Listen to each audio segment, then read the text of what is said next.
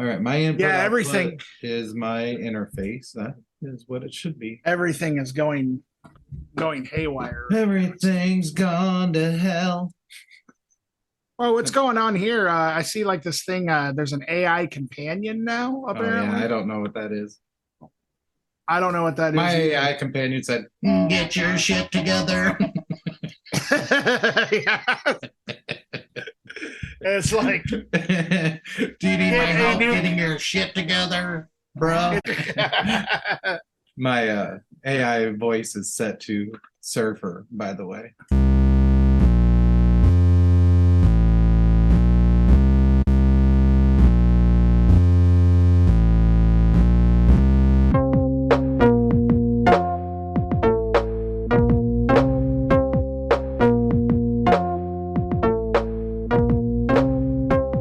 Yeah, I guess let's just get into it. So we've got Kevin Hansen, aka Dirt Chamber, and Frank Carroll here, and I guess let's just go ahead and get into it. You guys have been sort of doing. I don't know. I'm kind of speaking from an uneducated situation here as far as like electronic music goes, but I would say that it definitely leans more on like the industrial side of things. Definitely. So what if you guys could kind of both like sort of talk about your history with music a little bit and like kind of what got you into this style specifically, and maybe sort of a little bit of the evolution that it took to get up to this point. Yeah, and also how you guys got together. So how you started individually and how you got together. That's a solid first question, right? Yeah, I think that, yeah, for sure. Cool. You want to go, Frank, or do you want me to go? Yeah, you can go. You can go.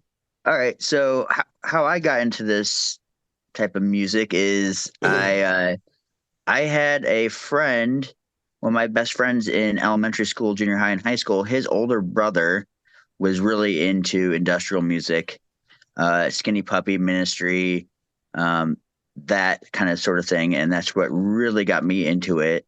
And also a youth center that I went to called United Action for Youth in Iowa City. One of the guys that works there named Kylie Budden was really into all sorts of music and would just kind of throw stuff and be like, "Oh, you've heard this band? Have you checked out this band?" And it, just kind of intrigued my fascination with this type of music. And I started going to the record collector in Iowa City and just finding stuff and like, well, this looks kind of similar to what I was doing, and just doing research and kind of gotten into it that way. And then musically, me starting to do this kind of stuff is I was DJing weird breakcore stuff, got into electronic music that way from coworkers that were DJs.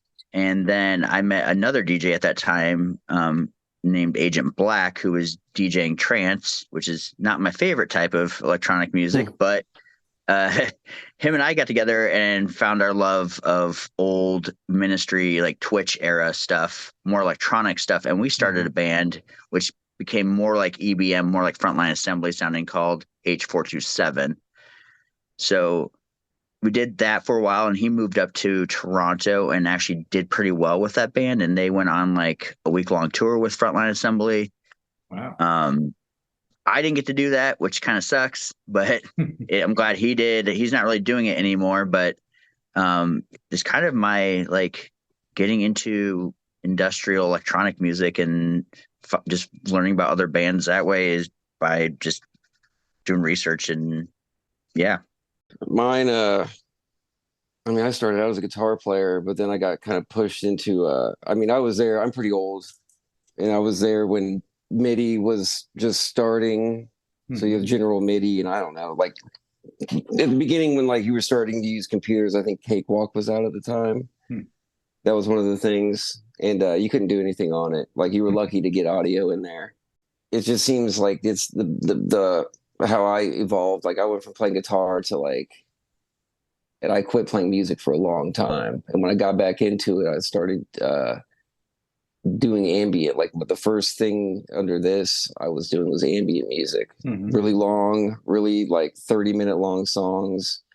And I mean, I've always been about like listener last kind of thing, where it's Mhm. like I'm almost like daring you to listen. That's kind of how I got into the noise thing too. Like, I don't know, it just evolved from like, ambient stuff to like where I'm putting like weird frequencies and things, and I'm kind of just effing with people kind of, I dare you to listen to an hour-long song on top of like the weird stuff I put in there. Mhm. And then I just got into noise like through that. But then, I mean, at the same time, it's like I can do the weird stuff doing this. Like, I don't know, like I got tracks where I think with a lot of the stuff, like I'm still playing like regular instruments. Like there's a lot of me playing bass on the record. Like I try to still do that, even though if I pick up a guitar, I'm just thinking like I don't need to pick up a guitar. I can just, like I can just use a sampler. Like that sampler is one of my favorite instruments ever made. And it was like, even from way back then, like as soon as I figured out sampling, I didn't figure out synthesis until, I don't know, maybe a couple of years ago. Like I started getting into synthesis, and like Michael Ide Hall, like I've been talking to him, and he's on the weird end of that kind of thing. Mhm. And I was just basically like, dude, I don't know what this is. Can you show me? And then, from there, it is what it is. Like, I don't know. I don't, genre wise and like whatever, like the things I'm using, like on the record, like someone I work with that pointed out that said I was using a washing machine, which I was. So Nice. yeah, stuff like that. I'm always going to be doing stuff like that, where it's like, if you can pick up on that, that's great. But I'm going to be using a washing machine or a dumpster. So So- kind of experimental at its core in the creation. Yeah, I of it. mean, yeah. right. Yeah. For sure. I think that's what industrial music is. I mean, there's no one sound. I mean, no one band totally sounds like the other, especially if you're looking at like the original industrial movement of like the late 70s, early 80s of Throbbing Gristle. Oh, yeah. and Yep. SPK and, Right.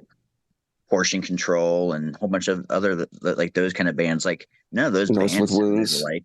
Yeah, Right. Nurse with Wound. Like none of those bands sounded alike. Mhm. But Right. it was all about the experimental, like almost like music. Sure. Yeah. Yeah. 100%.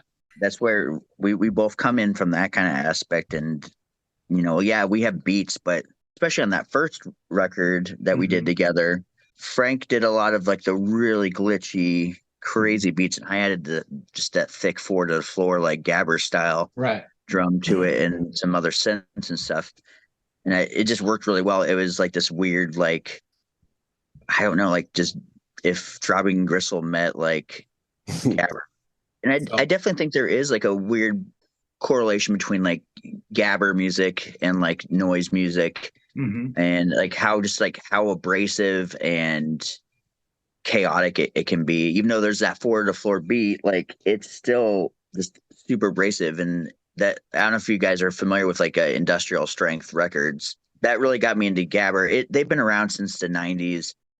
There's like a DJ Skinhead, and Lenny D is the owner of it. They're like, it's like New York hard techno, but it got so noisy and so abrasive, and that really got me in. I had a coworker give me a compilation at one point to listen to, and like changed my mind about what electronic music was. Before that, I was like listening to like house and some drum and bass and stuff, and they're like, well, have you heard of Gabber? It's been around since like maybe the late 80s, early 90s when it kind of came in to play.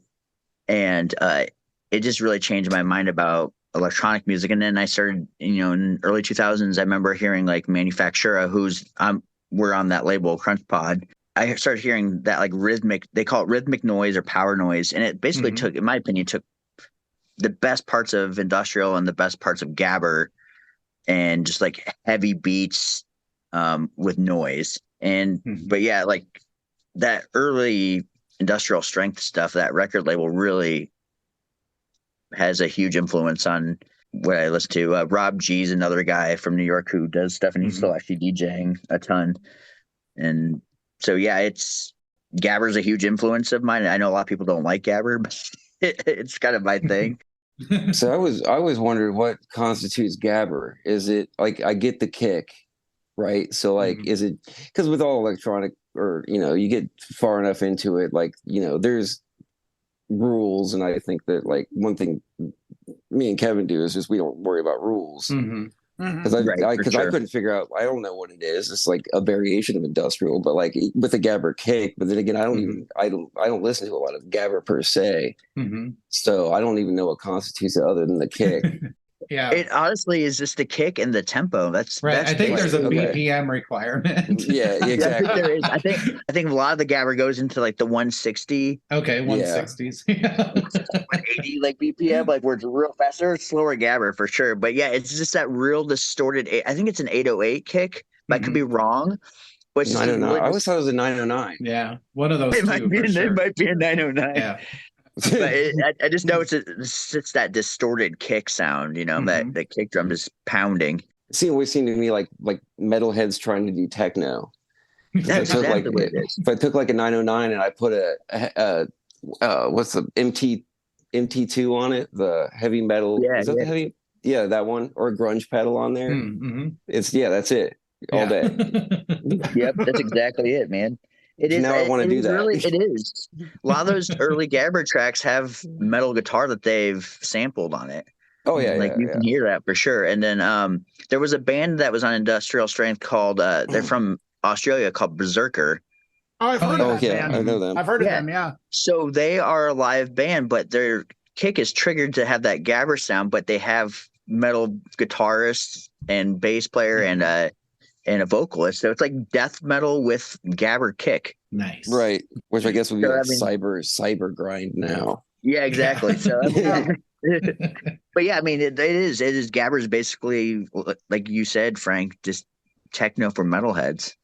Yeah, I mean that's what I Yeah. was. I mean, I'm That's just, exactly it. yeah. I mean, I'm an old school metalhead where it's just like you get into this kind of music, and other than if you're trying to actually like make music out of it, yeah, I think techno for metalhead. Speed, Mhm. speed, Yep. and noise. It's got to be Right. loud. It's got to be fucking fast. And Yeah. I think Agreed. that's always a cool connection. Like I do think like Mick Harris, right? Coming from Napalm from Death. Scorn. Napalm Oh Death. yeah. All Yeah. the- yeah. So Yeah. like that All grind those dudes, element is so similar to what turned For into sure, yeah. early industrial. It's like kind of indistinguishable at a certain point. Yeah. Yeah, Those guys are like Godflesh the grandfather. Yeah. Yeah, Godflesh is like indistinguishable. It is, industrial Well, yeah. heavy metal. Like All those I guys love do that electronic stuff too. And you listen to their Right. electronic stuff, and that's like, yeah, that makes perfect sense. Go from Napalm Death to like doing the electronic stuff that you guys are doing. stuff. Yeah. And all their stuff's good. Like it's all great. Oh, for sure. So that kind of brings me to how you two got together to do this. Like, how did you meet? All that stuff. What's the story there? So I put out on Instagram that I wanted to do some splits, and Frank's like, "Hey, would you want to do a split with me?" I'm like, "Hell yeah, let's do a split." So we did a split, and I was like, "I really like this guy's stuff. Like, it is super out there. It's Mhm. it's not like a lot of the people I've worked with before who have all been really great for doing splits was just like straight up noise, but he had like this Mhm. weird, I don't know, it was like psychedelic, but like in a real dark way. Sound, and I was like, yeah, this is awesome. We should do a collaboration. He's like, well, I have these tracks I've been working on. Let's you cool with like adding to them and mess around with them? And I'm like, yeah, let's do it. So we did 8 tracks, and we're like, this really works. This is cool. It was easy. And I had just did a split with Dirty K, who has been really influential on me. He got me onto Crunch Pod label. He's from the UK, and he mastered our album, and I asked Carlos from Crunch Pod if he would put it out, and he's like, yeah, this is some good stuff, and it's real weird, and let's do it. Yeah, it worked out really well, and I like working with Frank. Like we really connect on a way that like is hard to find with other musicians. Like it's, even though we live 3 states away from each other, it's like the first record was just, I have songs I just sit on because my problem is they all, as far as I'm concerned, they all suck. So yeah, just say like, I don't know, dude, if you can polish a turd, go for it. And then, you know, puts his shit on there. It's like, all right, now it sounds good. Like it was just the missing parts to these songs. Like I had sitting around. I was just like, I don't know what to do with them. I don't want to throw them away. You know, waste of time. I mean, there's elements to it that I mean, obviously do like. But then I was like, all right, yeah, that's exactly what it needed. And then, I mean, there was one song that I hated, and it was probably my favorite song on there now. Nice. But yeah, it was just easy. Basically from the same background, like musically, but like we like the same stuff. It's like, I mean, we got to a point where it's just like, here's this, you know, it's obviously going to be good. And yeah, I think like, well, last thing we were doing, like it was reversed. He sent me stuff, and then I just got weird with like whatever weird stuff I can put in there. I don't know, for whatever reason I would try to hold back, but like I'm gonna go as weird until I'm told no. Right. It hasn't happened yet. Yeah, I'm not gonna tell you no. I like the weirdness. It added to those 4 tracks greatly. Like I had that, you know, the 4 to the floor stuff and some glitchier stuff, but then you added a whole level of weird glitch that I never thought possible. So Yeah, the textures on that thing are wild. Every time I hear it, like I hear like new little things, and I think that's one of the things that like really brought me into industrial music is like I can listen to Skinny Puppy's Last Rites or Too Dark Park and still hear new things to this day, and I've been listening to those records for near 30 years. For sure. oh yeah. Yep. You know, like you can hear those weird aspects of texture, and I think that's also where I come into making music. It's about texture for me and layers, and like that. Like I just can't listen. Like I can listen to like minimal techno, but I can't do it for very long. Like one of those things. Like I can listen to minimal music, but like I need layers and textures. Something that like. And that might be like I might be ADHD or something with that. It's just one of those things where I have to have like this sonic like barrage of weirdness coming into my ears at all times. Yeah, I get that. I need a level of darkness literally to everything I listen to. Like if someone's being earnest and true about what they're saying and there's no dark malicious irony underlying, like I don't want to hear it. Right. Yeah. So actually that brings me to another question is when we first reviewed your first thing you guys put out, I hadn't listened to much of Frank's stuff. So, and I felt bad about that, but I did go back and listen through a lot of it. And to me, and I know this is sort of like inherent a little bit in industrial music and ambient and things like that, but there seems to be a real horror element to that and to what you do, especially with I feel like with the earlier stuff, like it was almost it was like real cinematic and pretty scary. Is that a big influence on what you do? Like, are you a horror fan? And absolutely. I mean, and things like that. I mean, yeah. Initially, I was going to compose. I mean, I have done well through that. So, like, I was making albums so that I could get gigs doing film or audio to film. Nice. So it was like that was just like a portfolio thing for me. Like I was literally just making records so that I could just be like, hey, I can put, you know, these are like sounds you could use for, you know, your student horror film or something. That was literally what I was doing. Nice. And then I just kind of got into like, you know, talking to other people and stuff. Like that was just me on my own, and then started getting into kind of scene. Cause I mean, the sound obviously changes. I also have like metal records in there as well that I under my fake band. So like I try to do, I don't like to be, you know, just in one spot.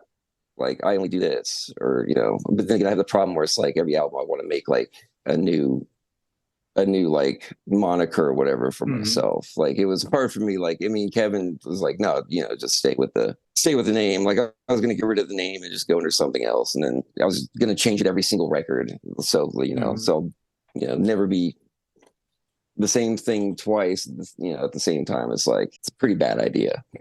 Yeah. I think with industrial music or just the type of music that we're doing, wherever you want to call it, it doesn't have to sound the same. Like it should be evolving always. And I don't want to put out the same record twice. And I don't want to keep, I mean, there are some elements that I'll keep in there. Like, you know, that like, I really like that Gabber kick, but it may not always be in every song. Like, I mean, there is an ambient track in there on our first record together. Mhm.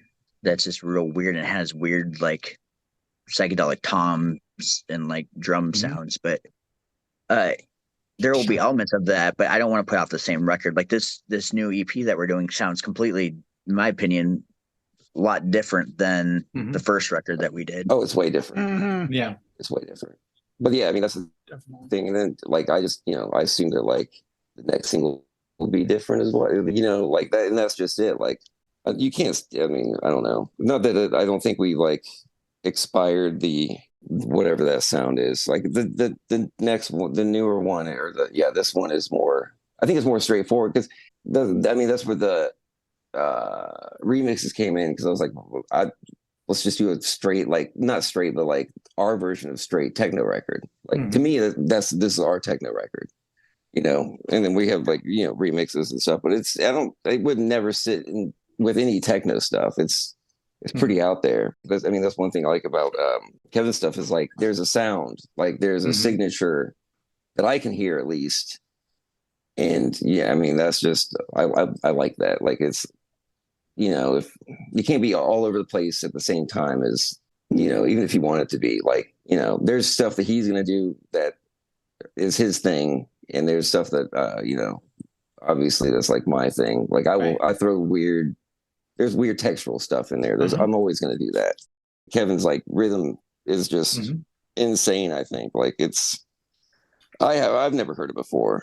It's techno-esque, but it's not techno. Yeah. Definitely. Like it's like one of those things where I like techno, but it's definitely not my strong suit by any means. I just want like when I hear music, like two of my biggest influence, like you said, is Mick Harris from Scorn, and then Justin Broderick, especially his J.K. Flesh stuff. Like he does techno, but like that's some raw, just gross, grimy. Oh my god, that.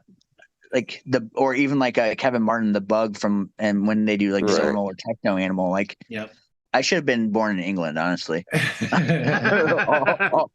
Like those guys like have influenced me so greatly, like whether it be their metal stuff or their electronic stuff, their ambient, their dub, like the dub influences. Sure. Like it's dub, but it's I always like, oh, this is dub. I was like, I don't know. Yeah, for sure. Like, oh my god, the like Kevin Martin's stuff is just wild. Like the Bug stuff he does, and like him doing stuff with why am I blanking his name from Seattle band, drone band, Earth. Dylan Carlson. Yes, thank you. They do a collaboration, and that album is just wild. Like it is super weird. Like that whole like British like metal dudes going and doing electronic music because they're doing it from a different perspective than like guys who get into techno or whatnot. Like right, it's a rules thing. I mean, I think it's like they're breaking rules. Clearly breaking rules because one thing with electronic music, there's rules and like you have to stay in your lane kind of thing if you want. But I mean, honestly, the best stuff is outside or left field, as they would say. For sure. Yeah, like I'm not gonna make a Paul Oakenfold record by any means ever. That'd be funny if you did, though. It would be funny. I don't know if you guys know who Paul Oakenfold is. He was a famous like trance DJ. So he had a couple of hits in the 90s, I believe. Yeah, he was good at what he did. It's not my thing, but like he was good at what he did. But I'm most likely not going to make a record like that, Right. I don't even think you could, Kevin. Like I think you could set out to do this. No, you could try, but it would sound like you. It's just not dark enough for me, and it's not heavy enough for me to get behind. Like I do mess around with that with like a side project that I do called DJ Fabrication, and like it's more in that vein, but it still has a dark edge to it. Like I can't get rid of that for some reason. And I think that's the thing is like I just make music that I want to hear, that I want to listen to, and I think that's kind of been my mindset. Like if other people want to listen to it, that's cool, but like the main audience is is me. Like I want to hear it. Sure. Like I'd rather have 2 people get it and love it than have a whole room full of people be bored by it. You know what I mean? Right. I just think that's a tough one to work on. So it kind of reminds me of when You let me be part of. Oh, why am I blanking the name of it? Open Goat. Open Go. Yes, thank Yeah. you. Mhm.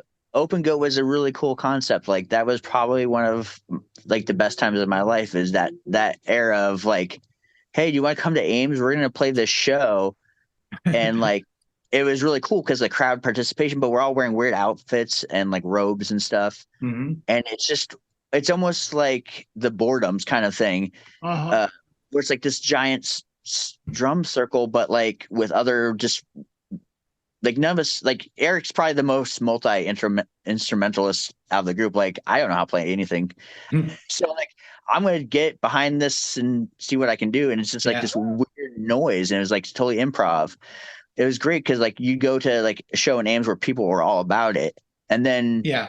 then we would go and play in Iowa City, which you would think that like the artsy or aspect of it, they had no idea what to do with it, Right. and like Yeah. it was kind of cool, like pissing people off. Well, I think there was an inherent Yeah. violence to the whole thing, and Right. I think the sensibilities of Iowa Cityans sometimes get in the way of their enjoyment. You know what I mean? It's like, Exactly. am I supposed to rage out right now and smash things and like let it out? You know, I think a lot of times when people see themselves as like tuned in or more sensitive, it's like harder for them to access those sort of primal feelings. And maybe I'm overthinking it all, but yeah, you're right. In Iowa City, it was just like, what the fuck's this? You know? Right. No, I totally agree. I don't think people knew how, they didn't know how to uncross their arms. Right. Yep. Good call. Yep. Oh, Totally. I imagine the crowd in my head, and that's what it was. Like the bunch of people with their arms crossed, the and like, dude, I the don't know what to dudes do with with the black metal shirt, arms crossed, Oh yeah. Yep. judgmental look on their face. Yeah. I mean, I guess it's always cool to be too cool, right? It's true. Like, it's true. in the name. I mean, I don't know. Like if you're wearing robes and stuff like that, I mean, for me, like it starts with the outfit, then the music comes last. So Totally. It's very true. it's look like, yeah, it's probably just jealousy, Yep, that's it. Because we got cool robes. Years later, everyone's wearing ceremonial robes and stuff. So it's a thing. Trendsetters. You were just ahead of your time. I was saying Eric. exactly. I mean, I was telling Kevin, if we play live, I mean, there's outfits certainly. Right. Gotta Yeah, have that's outfits. That's the one thing I'm trying to figure out is how we would do this live and figuring that out, like my setup. And I've been trying to mess with that and just trying to be happy we with need what to I rob a bank. Yep. No one can play live now. No one right. can play live now. I mean, there's no money. Like, unfortunately, that's true. You already don't get paid. Right. That kind of brings in a question in my mind. So, Frank, where do you live? Ohio, Columbus, Ohio. Okay. So have you guys actually gotten together in real life, like to make music? It's all this is the first time we've ever talked. For real. Wow. Yeah. For real. Wow. That's phenomenal. Cool. So, wow, this is a internet. milestone. You know what? It is. Dan and I can just get out of the way and you guys can talk for like another half hour. Yeah. I'd be into it. I would be so into that. The conversation, the first conversations of wow. yeah. That's we cool. we just basically like message each other and like emails and like Instagram just did that to like communicate and like work through music and it would be pretty easy. We would just like mention bands. Like, I don't know, this is how it was. Like, oh, this band. We had a long black metal conversation. Nice. It was just like, we pretty much like, I think we know who each other is. For sure. Sure. I mean, my thing is like, I don't know. I'm all over the place and like shit's breaking and all this. Like he's the one that holds it together.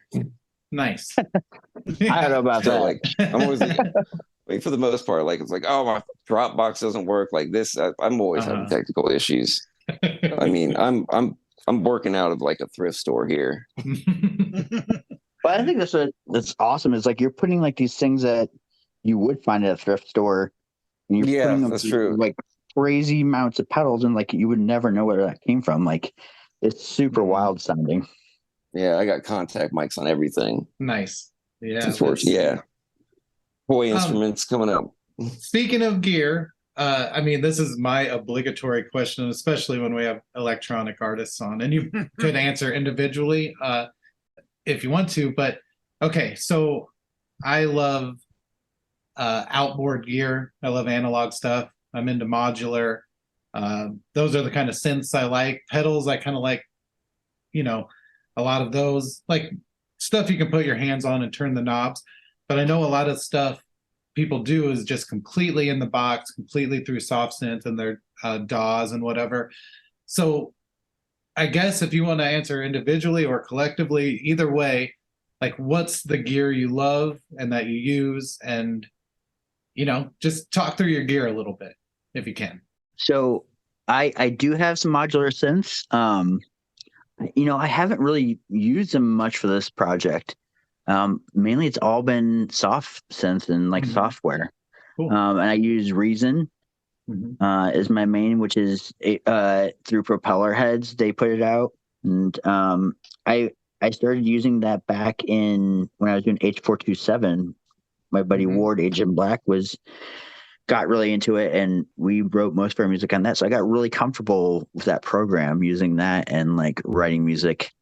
And then, that's one of the things I'm trying to do live wise setup is use my modular synths more and try to bring that aspect into my sound. Just trying to figure out how I want to do it and make it sound natural.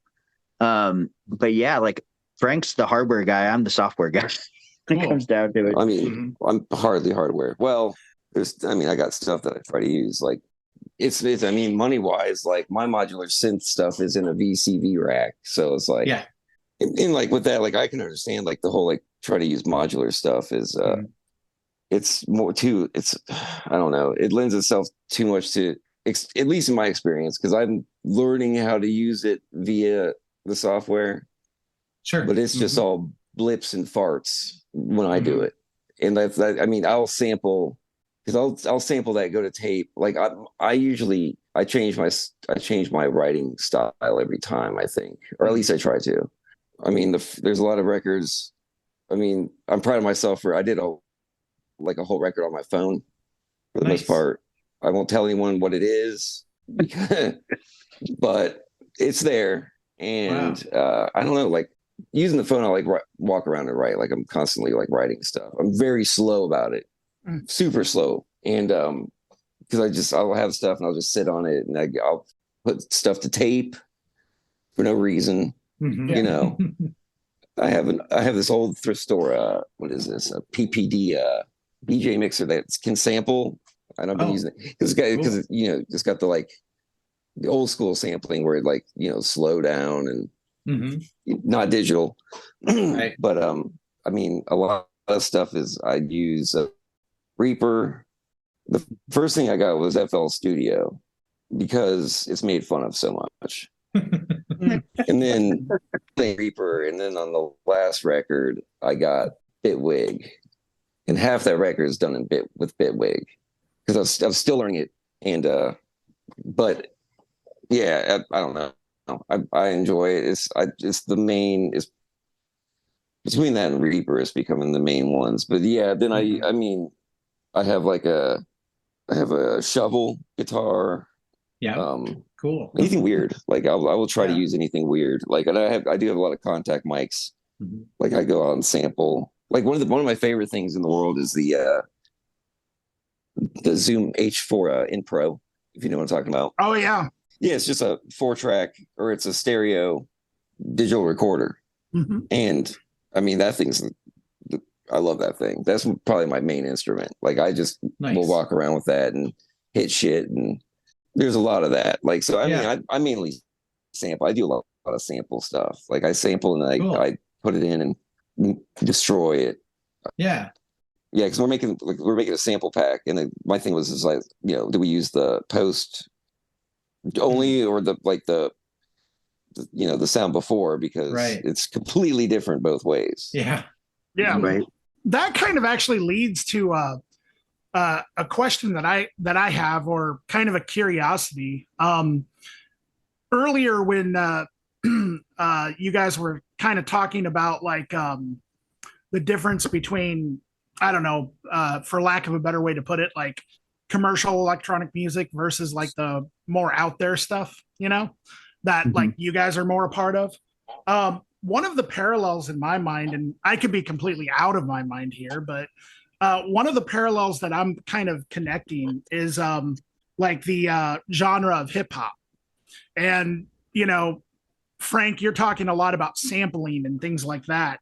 And the reason why I kind of connect that parallel in my mind is because I kind of feel like there's sort of a same thing going on with hip hop, you know, because I listen to a lot of rap music and or have in my life. And particularly the stuff that always intrigued me about that genre was sort of the more abrasive, non-commercial stuff.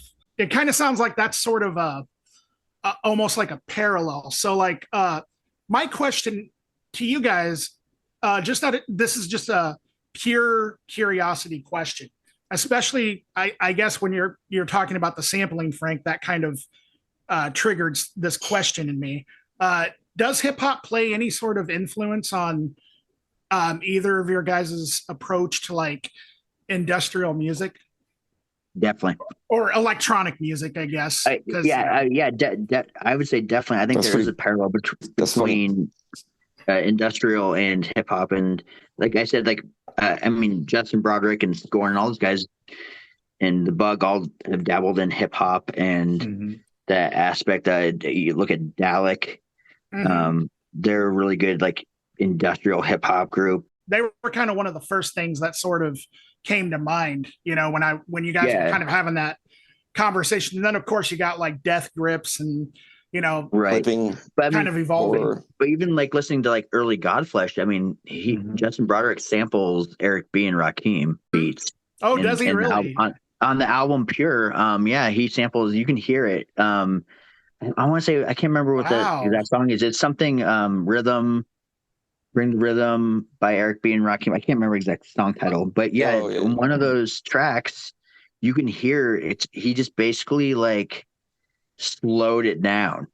He slowed down that like a 8 measure beat there, and it's like straight up like you listen to it. It's just like he just slowed that Eric B and Rakim beat down. Like that whole album, like if you listen to like that and like Songs of Love and Hate, which is like huge hip hop influences, and Us and Them has a lot of hip hop and like drum and bass influences.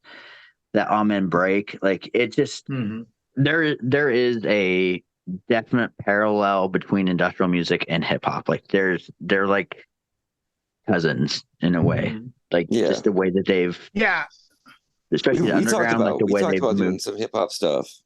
Yeah, we have talking about doing like one of our side projects, hopefully down the way, will be Order of the Wretched Leech, and it's mostly going to be like an industrial hip hop kind of. Yeah. So we're kind of working on that as well in the background. Like we're focusing on these collaborative records, and then we're gonna probably jump into that pretty hard, I think, afterwards. And so that's definitely, we've been talking about it, and I know Frank, you have experience in producing hip hop. We've talked about. Yeah, I did there was a big scene in Columbus, like Blueprint. I did his first record, I think. Blueprint, the MC that's on Rhymesayers, right? Yeah. 1988. That's one of my favorite records. I'm sorry. Oh no, you're good. Like geeking out there for a second. I was working with a dude that was like recording them at the time. Like I don't know, I got thrown into that, but I was here in Columbus. There was like I was playing in bands at the time, and then there was a hip hop scene going around. I was like, well, this should just be the same thing. It's very gatekeepy. It still is. I mean, it's like it's their own thing. Like, I mean, I think that's the big problem with that is it doesn't want to branch out. It's very, because I'm just like, dude, it's all the same stuff. Let's all do it, And then like the groups that would, but yeah, like I don't know. I did a sound for Brother Ali, super nice guy. It's like I don't know. I got thrown into that stuff. That's how it usually is for me. Where it's like all of a sudden it's like I'm on a working on some record with the dudes that I'm friends with, and it just happens to be Blueprint or like something like that. I mean, I was just waiting to like get LP at some point. Like, I just if I could just work with LP, that'd be great. That'd be awesome. LP would be great. He's one of my favorites. It's the same process too. It's like I saw whatever it is when the record roulette or whatever. You grab 3 records blind. Like, you go to the studio, it's the same thing. Like, we all have the same stuff. We're just it's just same thing. It's just different approach for the most part. Sure. But, it's just like he's one of those guys. It's just like the same way where it's just like I'm just getting. But he had Mars Volta dudes on that record.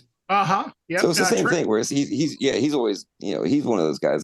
Trent Reznor was on that record too. Clientology, him and Clientology, exactly. I'm a huge Nine Inch Nails fan, so and then Trent Reznor also did I think he did what was that? There's another Niggy Tardust. Yep. Saul Williams. That was a one-off. That was one of my favorite records. I don't think I've ever heard of that. Basically, it sounds like Nine Inch Nails with rap, and it's almost better than any Nine Inch Nails record he came out with in the last 10 years. Whoa, what's that called again? Niggy Tardust. Niggy Tardust. It's Saul Williams. Yeah. Oh, Saul Williams. Okay, gotcha. Yeah, it's a fantastic record. It's like like I said, there's a huge I first heard of LP through that Techno Animal record, Brotherhood of the Bomb. Like, LP's on that. I was like, who's this guy? This guy is awesome. Like, and then I started hearing that he's his production. Yeah, his production is amazing. Run the Jewels is fantastic. Like, so there is, Dan, I think there is a huge parallel between hip hop music and industrial. Like, they're, like I said, cousins. There's it's a thought. To me, it's the same thing. Where it's like, I mean, I can listen to a lot of Skinny Puppy and be like, this is, hip hop. Vocals are just a little different. Other than that, music's the same. Like Kevin Keys gotta be a huge hip hop head. I imagine he is. I know he listens to a lot like dub music. So I mean, he's been down to Jamaica multiple times. Like, so it's a really good question, Dan. Right. Yeah. Because like hip hop that's how hip hop started. It was experimental to begin with. Absolutely. Yeah. It changed music. And then it sat on its laurels and became about money. Yeah, and that's one of the things you kind of keep mentioning, Frank, also, and that's kind of what popped in my head too, is when you kind of talk about rules, like how electronic music has rules.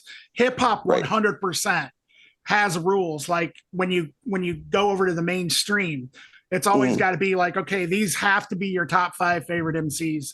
This has to be hats. Exactly. It has to sound like this. Like, fuck, I cannot stand them. Yeah, so our hip hop record is gonna be weird. It's not gonna be your normal hip hop record. Can you say the name of it one more time?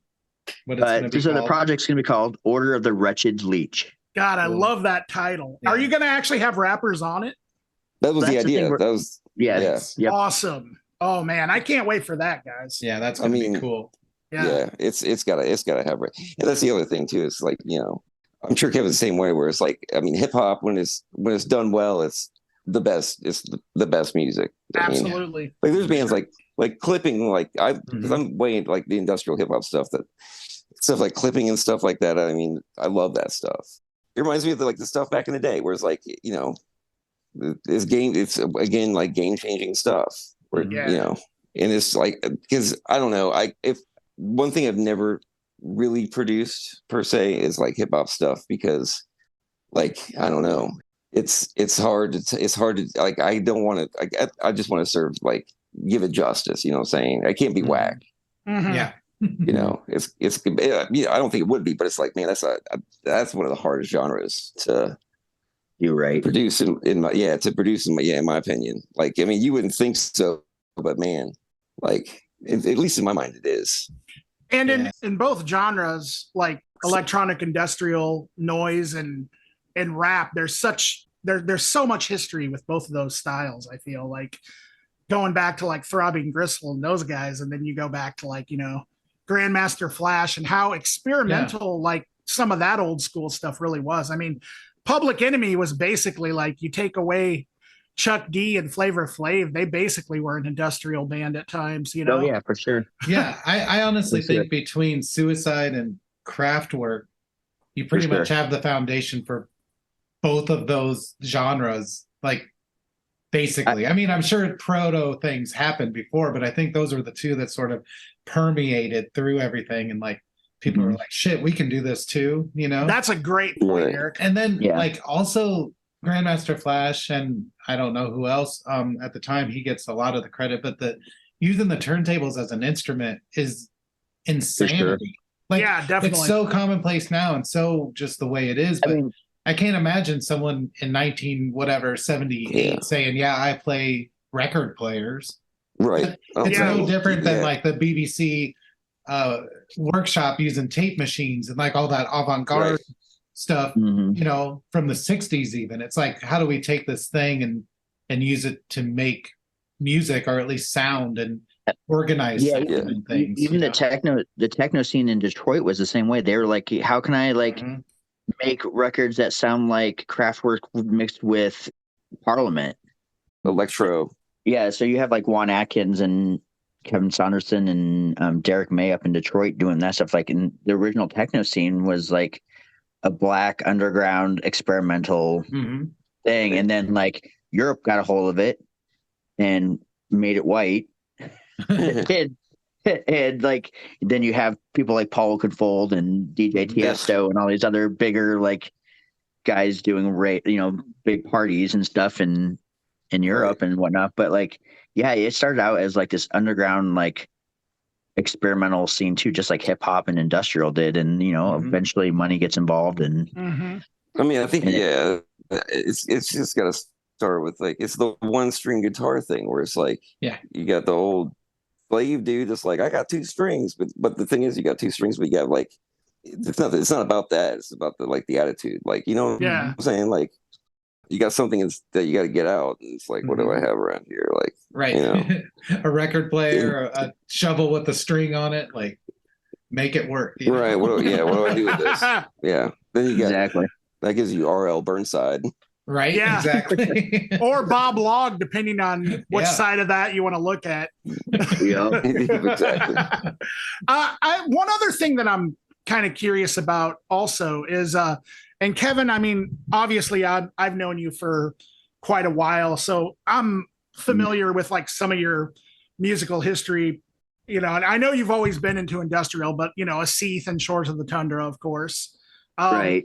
But Frank, you mentioned that you were also a guitar player. Yeah, Did you play in any bands? I did. Okay. All right. So, and you mentioned you were an old school metalhead. Is it safe to assume you were basically like kind of a metalhead before you got into like industrial music? Or were you always into industrial music? Like, and same with you, Kevin, like, was industrial music kind of like your guys' first love right away? And I guess like also what initially just appealed to you about the music first time? My first love was Prince. Oh, wow. Love French. Nice. My dad bought me the Batman soundtrack. I loved that soundtrack, listening to Party Man and stuff like that, like from Batman soundtrack. And like even in Bat Dance kind of has an industrial feel to it. And I always loved going to that last song and listening to all the weird samples that were like he blended together and stuff. And then after that, like my dad bought me Black Sabbath tapes and Metallica tapes.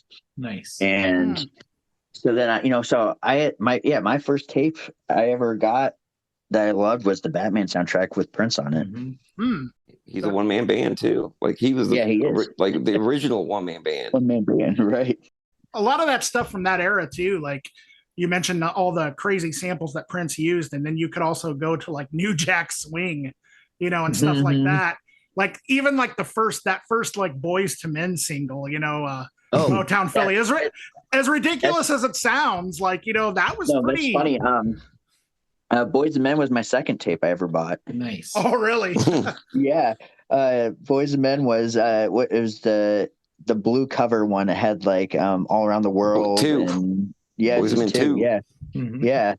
That was my second tape. And then like I said, after that, like, but I grew up with a dad that's the other thing is I should mention my dad was a huge influence. He was listening to Pink Floyd and King Crimson and Yes and Genesis and all that like 70s, late 60s Moody Blues, like the psychedelic and prog rock stuff. But then he would also listen to like Frank Zappa. And so I was always inundated with just weird music in my house, or he'd like throw on like Chick Corea and like some jazz. But yeah, so my dad influenced me a lot in that aspect too, like in music and art and stuff like that. So I have to give a lot of credit to my dad for making me be open to things, like, and having a broader musical sense of like, you know what, music is music, and I'm going to listen and write what I want to do, Well, the first thing that you mess with, I got a guitar for Christmas, like when I was 12. Like you don't play instruments per se. So No, I don't. So what, you just dove in with software then, right? Yeah. So, well, at first I bought from a coworker of mine. I bought an 808 and a 303. That makes sense. So I messed around with that hardware stuff, and then like I was like, it is really tedious. Dude, if it's the MC303, yeah, the groove box. Is that what you're talking about? Yeah, the groove box. Yeah. Oh yeah, that's a tough one. Thing. I had a whole band built around one of those. It was hard. Jesus Christ. Presets. So yeah, it was, and then like I also had like a Zoom drum machine that I was messing around with, right. And I would like record these beats, and I would just like record weird vocals and like try to pitch drop them and make them sound really strange, and then like sample guitars and like try to do this like early pitch shifter kind of sounding thing, right? And it just never panned out the way I wanted it to. So like I don't know, I did Shores of the Tundra, which was more Godfleshy sounding, but with like From Ashes Rise tragedy style guitar over the top of it. So it was really weird in that aspect with Matt Show, and like that's still industrial. And then I went to a Seath, and they were doom band, but I did synth stuff and noise and like brought an industrial aspect to that. But I was also did vocals with them too. So that makes a lot of sense. So I mean, I consider you a drummer. So I could not drum to save my life. Yeah, like I can look at stuff, software program and like mess with beats and figure out what sounds right to me and like what rhythms I want to hear and what BPMs and stuff. Yeah, I mean, for sure. You could say anyone could jump on like whatever, any software sequencer or whatever, but that's not true. Like because with your sound, like the rhythm, I think you're like the shit. Like that's why I consider you a drummer. Like even if it's even if it's 4/4 or 4 on the floor, dude, it's different. You know what I'm saying? There's like a kit on there that I just have manipulated that drum, that kick sound to be like that's what I go to. That's my the signature sound. Kick. Yeah. And that's kind of the thing. It's like, it's kind of gabberish, but it's not. Like it's just real heavy but it cuts through, but it doesn't take away from the other music that's going on around it. Like that's one thing I have to say with a lot of gabber and or faster techno like that is a lot of times it gets so loud it takes away from all the other aspects of the track. Whereas like I tried to it cuts through, but it doesn't muddy things. Right. Like most gabber stuff, it would just destroy all the other nothing else. That was all you could hear. It'd be like right.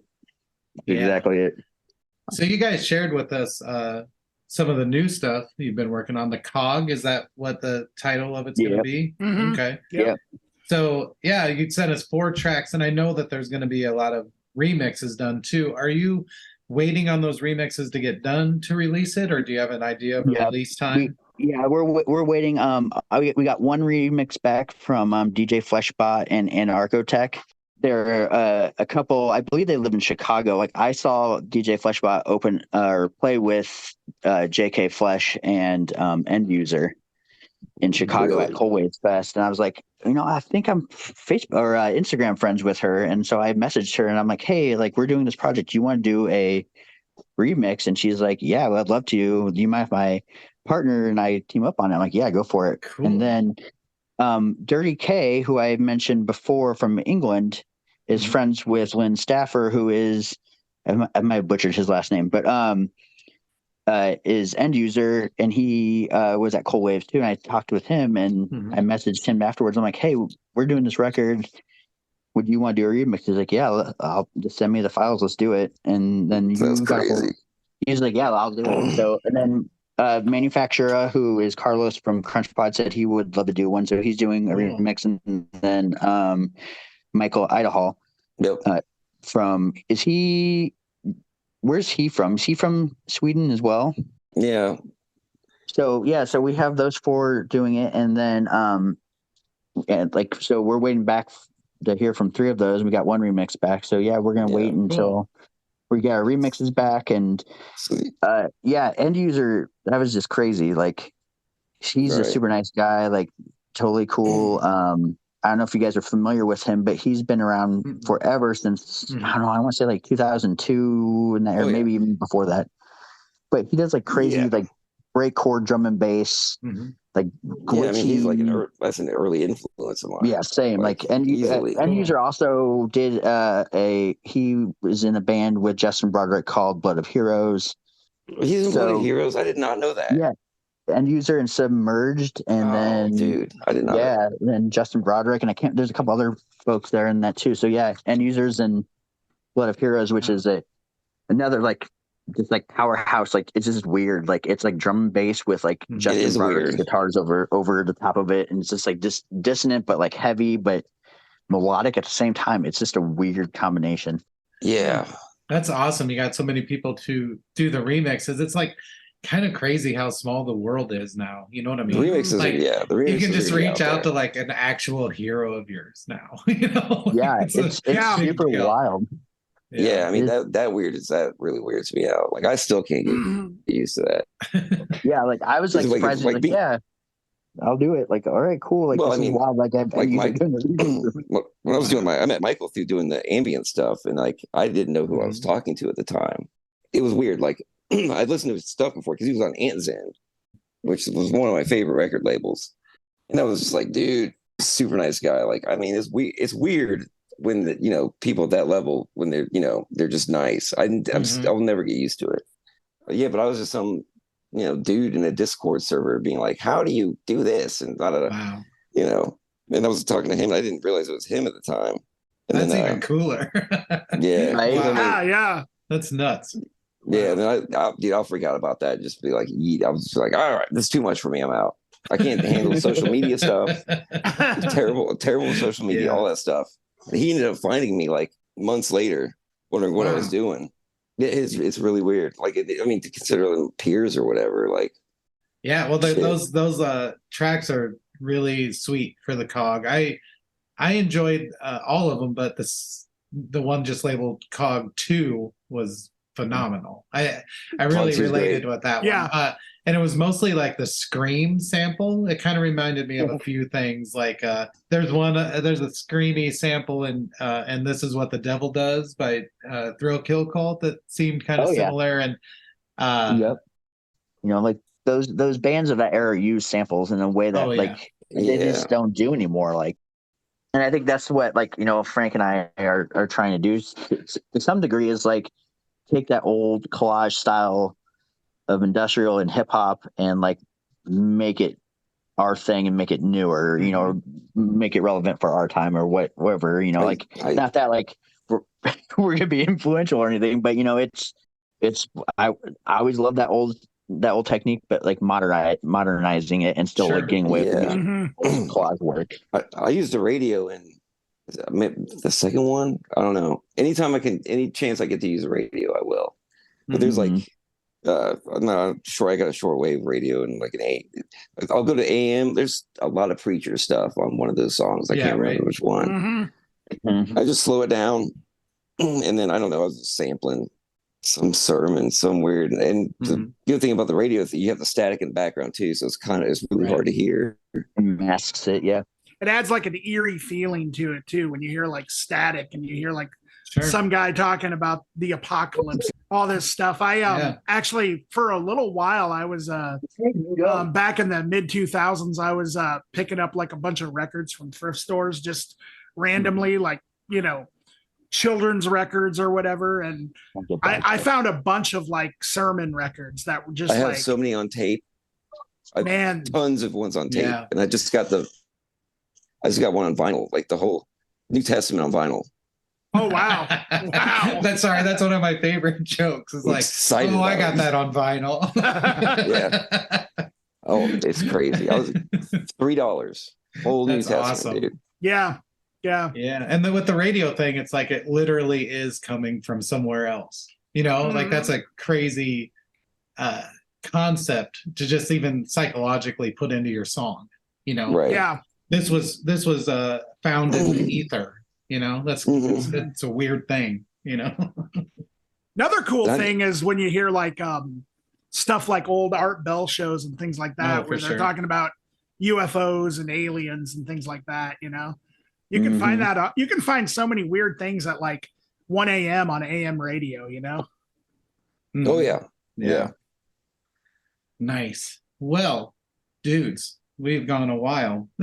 Yeah, that was a nice conversation. I loved it. Definitely. I gotta get go because I'm gonna take my kid to the library and I have Dungeons and Dragons to go do later. Nice. Sure. Oh, damn, that's dude. awesome. Dang. That sounds great. Y'all want to start an online D&D? Zoom? 5th edition? Dude, I'll do it. I'll do it right now. Cool. I want to play D&D so bad. Nice. Well, guys, thanks as for long as it's not 4th. I gotta say thanks for the education on Gabber. You know, I'm gonna need to look more into that genre. I mean, I found Anger Fist to be a good entry for me. Anger Fist? Yeah. Yep. Cool. It's a good one.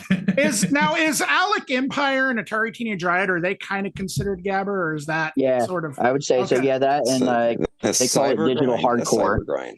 Yeah. Digital hardcore. Or, yeah, he definitely, his earlier stuff was more Gabber influenced for sure. Yeah. Weirdest thing, I saw them open for Beck in 1996. Damn. That was talk about insane. it. Talk about a confused audience. Yeah. Absolutely, 100%. It was. Beck is another one that like he used DJs and sampling and stuff that was like kind of out there and weird, and he had some strange stuff going on. Oh, absolutely. On that album, Odelay, I consider that. I consider that just as like revolutionary as like Paul's Boutique by the Beastie Boys in terms of, for sure, or like De La Soul's 3 Feet High and Rising, or any of that. Really, any of that Tribe Called Quest, any of that stuff. I was gonna say Midnight Marauders. Oh man, amazing record. Oh man, I think we need to do a second interview with you guys. What do you think? I think we should. I'm down. Absolutely. I'm down. All right. Yeah, we should 100%. Because this has been 100%. really fun. Like, there's certain things that we don't get to talk about that much, and I feel like industrial is one of them. You know, and I don't know why that is exactly. I think it's like I really do think it's a little more niche than a lot of other things, and especially in the Midwest. Yeah. For sure. Yeah, definitely. Midwest America. You know? Yes, exactly. We can't get much further away, really. Yep.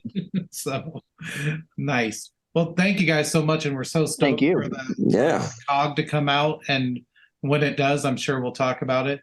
And if you guys are down, sometime we'll do this again. So yeah, I'm totally down. Nice. Yeah, thanks for coming on. And yeah, man, we definitely need to do it. All right. Lightning round. Last question, and then we'll go. Favorite Skinny Puppy album? Mine's Last Rites. Okay. Hands down. Nice. Too Dark Park. Nice. I'm a loser. No, I love Too Dark Park's definitely like it's right there on the edge of Last Rites. Yeah. It just has some really dark tracks, some just real heavy, like I don't know, it's haunting. It's scary. Nice. Yeah, for sure. I oddly enough did not get into them until like maybe a year or two ago, honestly. Oh yeah. Wow. Cool. That's awesome. Weird. Yeah. I just never bothered. I never bothered until Yeah. That happens, you know, but you found them eventually. Yeah. That's all that matters. I never had that. I never had that friend that was like into Skinny Puppy. Never had that guy in my life. So you do have to have someone that shows you something, like, you know. Exactly. Yeah. Someone with this. Yeah. What's your favorite one, Eric? Oh, you know, I think it's just because it's nostalgia. It's the first one I heard. So Cleanse, Fold, and Manipulate is my favorite. That's a good one. Oh yeah. It's a little dancier, I think, but it's for sure. Like that earlier stuff, like Remission, Cleanse, Fold, Manipulate, and those are a lot more like they almost have like a harder like darker new wave sound to them almost Yeah, with samples. totally. Mhm. Yep. Nice. Well, I'm gonna say Too Dark Park because it's the only one I've ever heard. Oh, well, that is a So- great reason. Yep. I mean, it's a good one. If that's the only one you ever heard, like Yeah. that one is pretty solid. You can't It's go the wrong with that. best. You can't beat it. Awesome. Well, thanks again, you guys. And Thank you. yeah, Sweet. we'll get this on the air real soon. So funny On to the refer nets? to it as Yeah. on the air. Yeah. And yeah, just thanks so much. It's been an awesome conversation. So, Absolutely. I enjoyed Yeah. talking to you guys. They're Oh fantastic. yeah, 4 music nerds. yeah. Nice. Yep. Awesome. Exactly. All right. Well, we'll be listening for the cog and we'll talk to you guys later. Awesome. All right. Thanks, guys. All right. Have a great day, guys. You Bye. too. Bye. All right. Bye. Bye. Bye. Cute. That was an awesome interview. Dude. Yeah. Yep. No, cool stuff. And it's really cool that was the first time they talked to each other too. So Yeah. like, I was for real. I was like, shit, let's just get out of the way and let these guys hang out for an hour. Oh yeah, that's kind of why, like, when they were like sort of talking about their upbringing or whatever, like, Yeah, well, let's just sit back and hear them talk. for you sure. know? Well, yeah, what do you think? Should we just say thanks for listening and, Yeah. Yeah. I and think tell your so. friends to listen? Like Yep. we are getting more listeners very slowly, trickling, but Mm. if you tell some friends, maybe they'll Mhm. enjoy it too. So Yeah. and also subscribe because sometimes Maybe it they'll doesn't enjoy it come too. out Yep. at the same exact time, so you'll get an alert. Yeah. Yep, Other than yep. that, I don't know. Let Good them know times. about Gabber, and they'll be Tell all your friends about this show and to listen to some Gabber. listen to some Gabber. And thanks for listening. Yeah. Get a hold of us on the social medias if you think we should be listening to or talking to somebody specifically. Hope you all had a good time listening, and bye. All right. Yeah. Bye.